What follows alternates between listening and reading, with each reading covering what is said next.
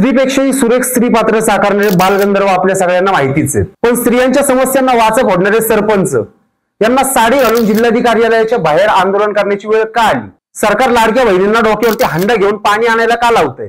2020-21 साली जल जीवन मिशनचं उद्घाटन झालं तरी देखील गावात साधे नळ देखील आलेले नाहीत। या सर्व प्रश्नांची उत्तरे सांगणार हा आजचा व्हिडिओ। नमस्कार, मी प्रमोद आणि तुम्ही बघताय स्क्वेअर मराठी। छत्रपती संभाजीनगर मधल्या फुलंब्री तालुक्यातल्या गेवराई गावचे सरपंच मंगेश साबळे हे आपल्या सर्वांना माहितीच आहेत। ते म्हणजे त्यांच्या आंदोलनाच्या अनोख्या शैलीमुळे कधी महावितरणच्या गावातील वीज पुरवठा करणाऱ्या डीपी वरती बसून अल्लाहू अकबर, जय हनुमान, तर कधी विहिरीत बसून तर कधी लाखभर रुपये उधळून पैशाच्या माळा गाळ्यात घालून मंजूर करून द्या। जर का तुम्ही विहिरी मंजूर केल्या नाही तर जे काय लाचलुचपत प्रतिबंधक विभागाचे जे पोलीस अधीक्षक आहेत तर कधी स्वतःची गाडी जाळून अशी हटके आंदोलन करणारे सरपंच मंगेश साबळे यांनी चक्क साडी नेसून स्त्रीच्या वेशात जिल्हाधिकारी कार्यालयाच्या बाहेर आंदोलन केलं, ते सुद्धा डोक्यावरती पाण्याचा हंडा घेऊन। तुम्ही म्हणता लाडकी बहीण आहे, तुमच्या लाडक्या बहिणीला जल जीवन मिशन मध्ये पाणी प्यायला अजून मिळत नाहीये। या गावात 2020-21 साली जल जीवन मिशन लागू झालं, पण आज तागायत या गावात पाण्याचे नळ बसवण्यात आलेले नाहीत। त्यामुळे महिलांना डोक्यावरती पाण्याचा हंडा घेऊन 2 किलोमीटर पाणी आणण्यासाठी चालत जायला लागतं। आणि याच गोष्टीचा निषेध म्हणून सरपंचांनी चक्क साडी घालून जिल्हाधिकारी कार्यालयाच्या बाहेर आंदोलन केलं। 1,80,00,000 इस्टिमेट 4 वर्ष झाले तरी आज तागायत गावात जल जीवन मिशनचं काम पूर्ण झालेलं नाहीये। 4 वर्ष झाले जल जीवन मिशनचं उद्घाटन झालं, 1,80,00,000 इस्टिमेट तयार केलं बघा मित्र।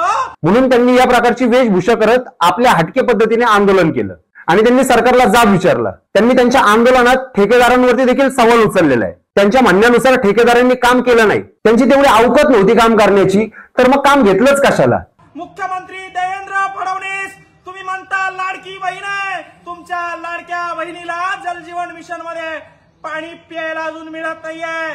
4 वर्ष झाले अधिकारी लक्ष देईना, टक्केवारी घेतली का काय असं वाटायला लागले। इतक्या वर्षांचा इरिगेशनचा पैसा गेला कुठे?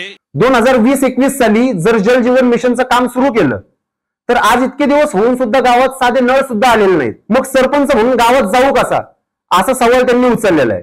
त्यांनी सीईओ आणि वाघमारे इंजिनियर या लोकांनी टक्केवारी घेतली असावी असा आरोप देखील केलेला आहे। यांच्या सीओनच्या, डिप्टी सीओनच्या, वाघमारेंच्या आणि जे काही डेप्टी इंजिनियर आहे त्यांच्या ताटाखाली काहीतरी वडगणा लावल्या असतील म्हणून हे काम थांबलेले असतील। मित्रांनो, आता फेब्रुवारी चालू आहे, काही दिवसांनी उन्हाळा सुरू होईल आणि त्यानंतर पाण्याचा प्रश्न आणखीन जास्त वाढेल आणि या पाणी प्रश्नांच्या समस्यांचा उद्रेक होईल। म्हणून त्यांनी सीओ साहेबांना विनंती करण्यासाठी या प्रकारचं आंदोलन केलं असं देखील सांगितलेलं आहे। बाकी सरपंचांनी हे केलेलं आंदोलन तुम्हाला कसं वाटलं? सरपंचांच्या या आंदोलनामुळे गावाला न्याय मिळेल का?